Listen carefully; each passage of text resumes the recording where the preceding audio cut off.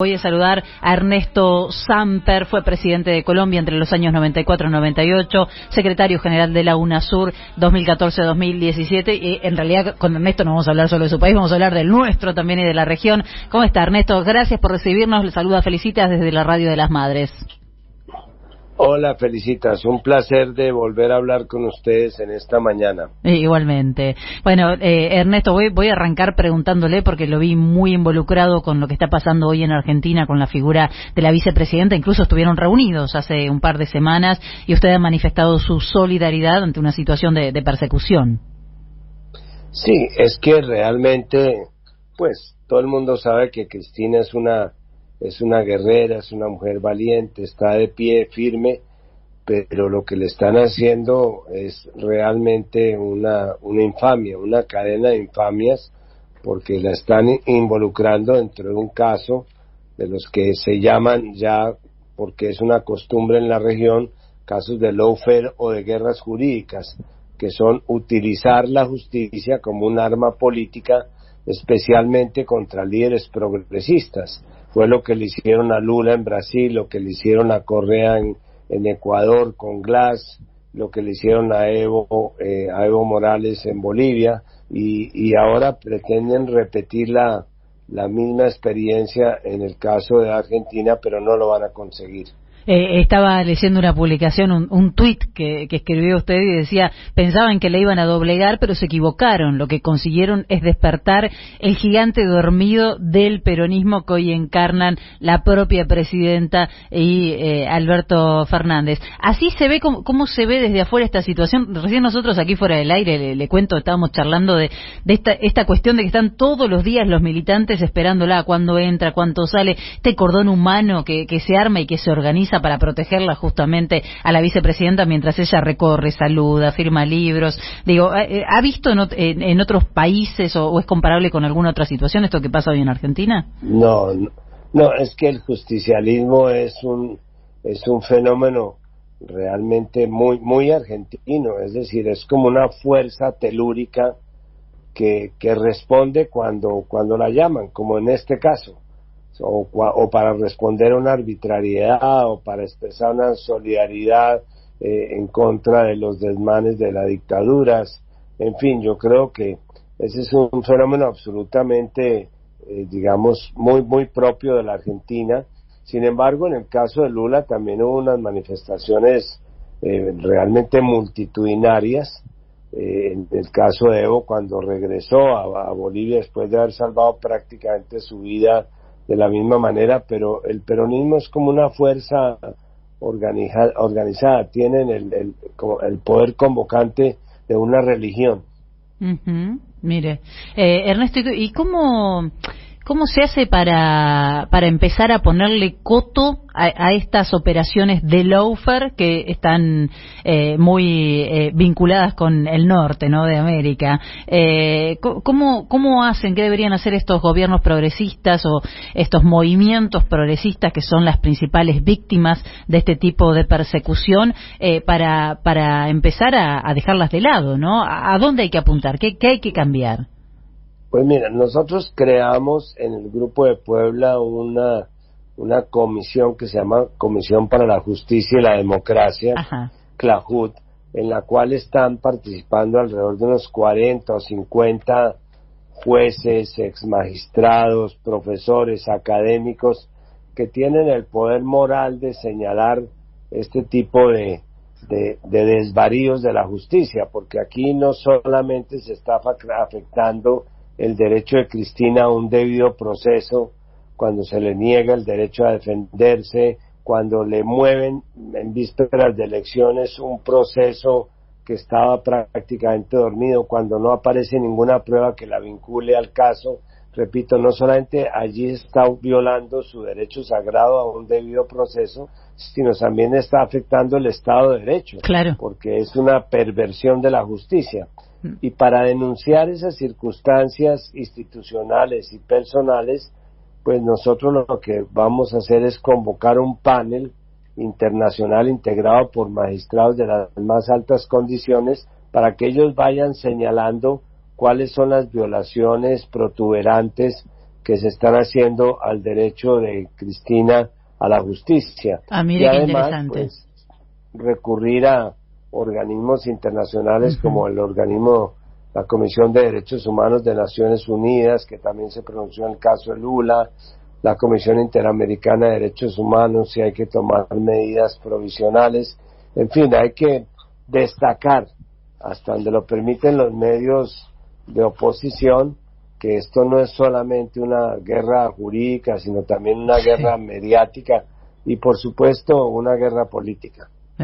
Medios de oposición, lo ha definido muy bien. Y ese panel que están pensando con figuras reconocidas de la justicia para hacer un seguimiento de este caso, y me imagino que de otros en la región, ¿en qué plazos es algo que está por ocurrir o están recién pensándolo? No, lo acabamos de aprobar en el Grupo Puebla, acabo de salir de una reunión, acabamos de aprobar el panel. Ahora pues la gente de Clahud lo dirige una abogada muy prestante que se llama Carol Proner, que fue la que coordinó los abogados de Lula. Ella estará identificando las personas que deben formar parte del panel, y estoy seguro que a más tardar la semana entrante se anunciará quiénes son las personas del panel, para que ellas sean, de alguna manera, reciban las opiniones y los juicios de estos magistrados sobre cómo se está negando sistemáticamente el derecho de Cristina a tener un juicio justo. Qué interesante, muy interesante. Ernesto, le hago una consulta sobre su país. También estamos mirando muy interesados, ¿no? Lo que está pasando allí en las últimas horas. Se está hablando de la ley de paz total en Colombia, que pretende más que nada ser una política de Estado, establece políticas, regiones de paz, permite que los jóvenes puedan prestar un servicio social para la paz como una alternativa a lo que es hoy el servicio militar obligatorio. Bueno, en términos generales, ¿qué nos puede contar de esto y qué nos puede contar de cómo está hoy Colombia? Mira, Colombia está como cuando abre uno un cuarto oscuro que ha estado cerrado por muchos años. Aquí se está comenzando a ver, respirando la paz, mirando la luz de la verdad, poniendo en orden las cosas que antes estaban desordenadas. Hemos vivido un mes febricitante de nuevas propuestas y reformas del presidente Petro, pero además algunas están muy relacionadas y sintonizadas con el anhelo de paz que tiene este país. Si firmamos un acuerdo de paz en el cual se movilizaron 13,000 personas, pues tenemos que encontrarle a estos excombatientes algo que hacer distinto a lo que hacían antes, que era disparar tiros y de alguna manera participar en operaciones militares. Y esto implica que el país comience a pensar en modo paz, y que no solamente sigamos aumentando el número de efectivos en las Fuerzas Armadas, que ya pueden llegar a 500,000. Tenemos el segundo ejército más grande en la región después de Brasil, sino que estos jóvenes que antes se estaban reclutando para la guerra, ahora se recluten para la paz, recluten para hacer atención social, para el desminado en los campos, para que ayuden en la conservación de los ríos, del medio ambiente. En fin, son tareas propias de la paz y no de la guerra. Bien, bueno, y hay mucho entusiasmo, ¿no? Después de la llegada de Petro y de Francia Márquez y toda esa propuesta que tienen, que no va a ser sencilla, y me imagino que también van a encontrar fuertes resistencias. Sí, por supuesto que habrá resistencias, y hay sectores que se oponen a los cambios, y digamos que aquí en Colombia había un país que quería quedarse y un país que quería llegar, y ganó el que quería llegar, y sin que ejerza, porque no lo ha hecho el presidente Petro, una especie de política de venganzas y de revanchismo. Pues sí hay otras caras en el poder, otras actitudes y otras políticas, porque para eso el pueblo votó por un cambio. Usted está pidiendo, Ernesto, que vuelva a integrarse la UNASUR, algo que me parece muy interesante. ¿Qué falta para que vuelva a integrarse?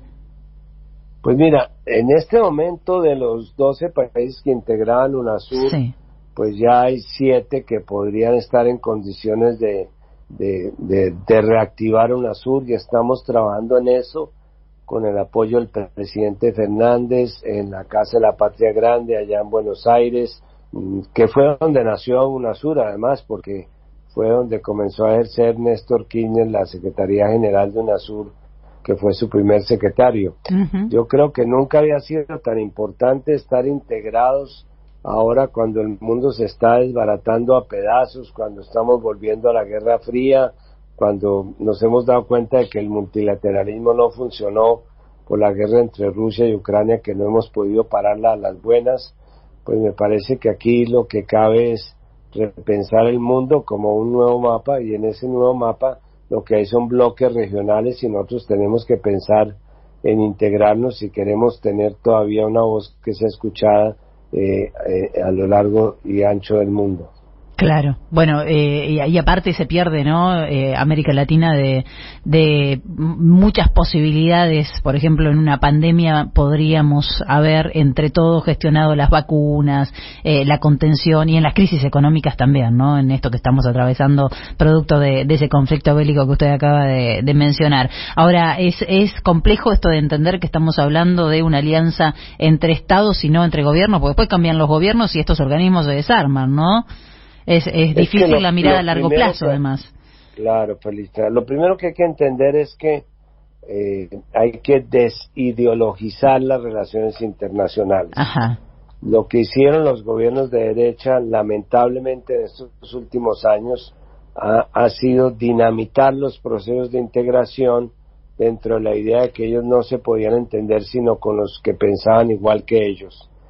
Y en eso no consiste la integración. Yo tuve la oportunidad de ser secretario general de UNASUR, y había 7, 8 gobiernos progresistas y 4 y 5 gobiernos que se podrían considerar de derecha, y sí, nunca el tema ideológico fue un tema de diferencias, porque trabajamos sobre temas que nos unían, no nos dividían. Trabajamos sobre el tema de la paz, la construcción de infraestructura, tecnología, la visa de Mercosur, en fin.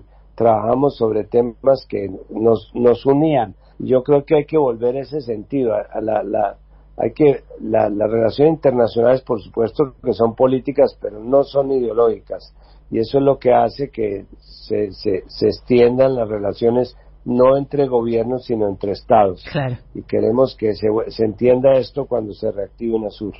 Ojalá prospere esa idea y se pueda pensar, ¿no? De una vez por todas en un bloque más sólido en la región. Cierro con la pregunta, me parece que casi obvia, pensando en esa idea, ¿qué impacto puede tener la llegada de Lula nuevamente al gobierno en Brasil, en la región? Definitiva, porque Brasil se mueve en la región como un gran transatlántico. Ajá. Si se hace a la izquierda, se hace a la derecha, es el que de alguna manera ayuda a fijar el rumbo. Una alianza Brasil, México, Argentina y ahora Colombia, que está tratando de abrir un liderazgo, me parece que van a orientar la región hacia donde debe quedar orientada, y en lo que todos estamos defendiendo, que es una mayor justicia social.